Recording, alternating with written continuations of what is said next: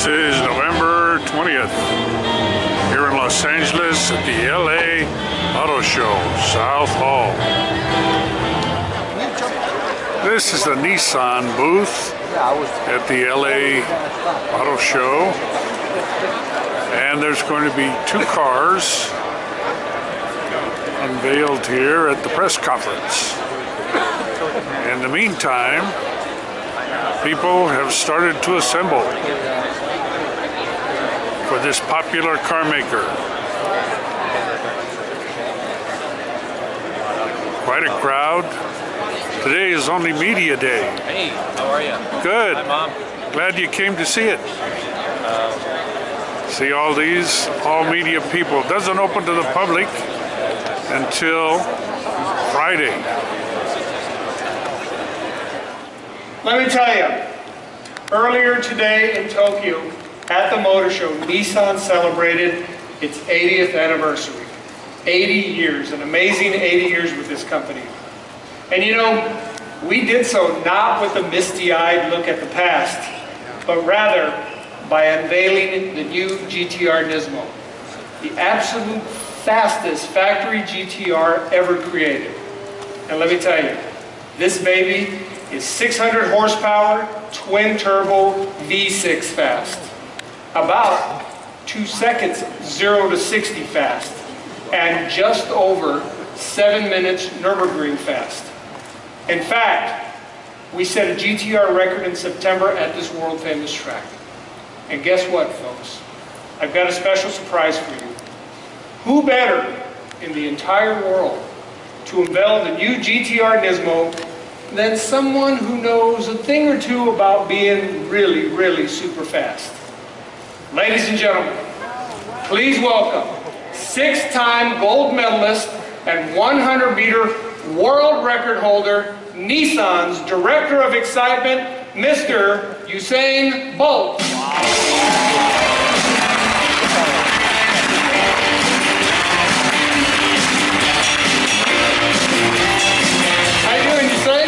I'm doing good. Thank you very much for being here with us in LA for this special event. It's a pleasure being here. It's just wonderful to be a part of this. I should have waited, geez, like 2 seconds.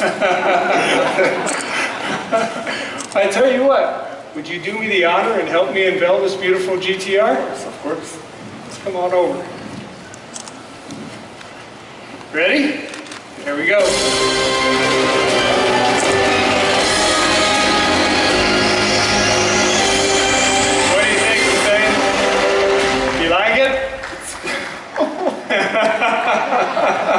You can hug it, it's okay. Should have waited. I'm sorry. We will be united soon. I love it. You know, I know you have a special gold edition of a GTR that goes with all your gold medals. Yeah. You think we could get you behind the wheel of one of these someday? Right now. For sure, I love it. I love black is my favorite color also, so. Yeah. Well, I think you're going to look good behind the wheel of one of those, and I tell you what, I bet we can make that happen really soon. I'm sure of it. Suspension, exterior, and interior enhancements, such as a carbon fiber trunk lid, side seals and bumpers, race-inspired carbon fiber spoiler, unique Nismo wheels, exclusive Recaro front seats, Nismo-tuned suspension, high-capacity turbos with engine output raised to 600 horsepower and 481 feet-pounds of torque. In other words, folks, this is truly the works. Godzilla on steroids. The GTR Nismo becomes the 4th in the GTR lineup, where it will join the other 3 GTRs, the GTR Premium, the GTR Black, and the GTR Track Edition.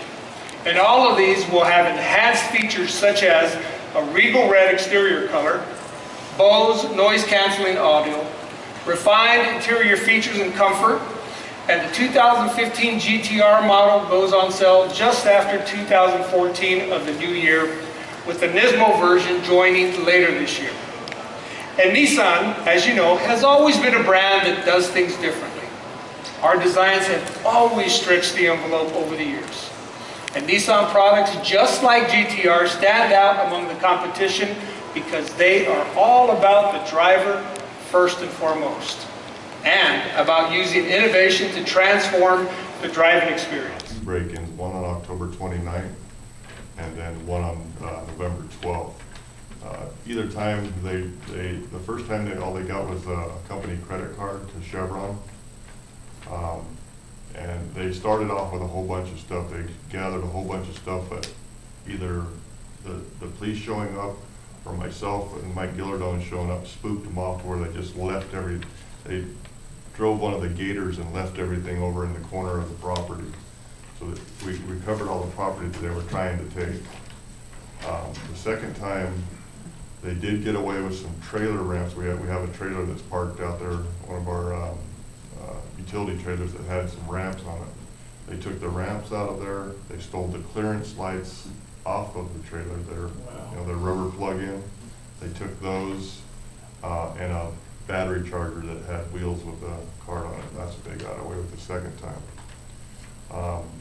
By going over the Chevron credit card bill, I had noticed that there was a charge at 3 o'clock in the morning on the 29th, so I immediately called Chevron to let them know we need to cancel the card. Not only we need to cancel the card, but we canceled the card the night it happened, the next day when it happened. But we canceled the card at 8 o'clock in the morning. The charges were on there at 3 o'clock in the morning. So I called, maybe I shouldn't say Chevron for the media, but I called the gas station and I was able to get a videotape of the vehicle.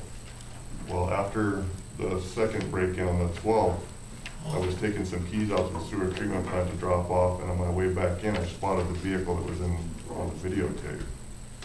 So I called 911 and let them know that I was in pursuit of this vehicle, and that we were headed, we were going north on Sierra Highway, and they said that they were going to dispatch an officer for me to back off and meet this officer.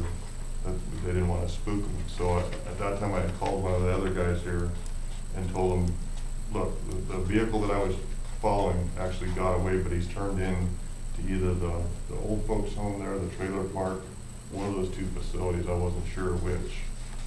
So come and look while I'm going to meet the sheriff at Glendower Park.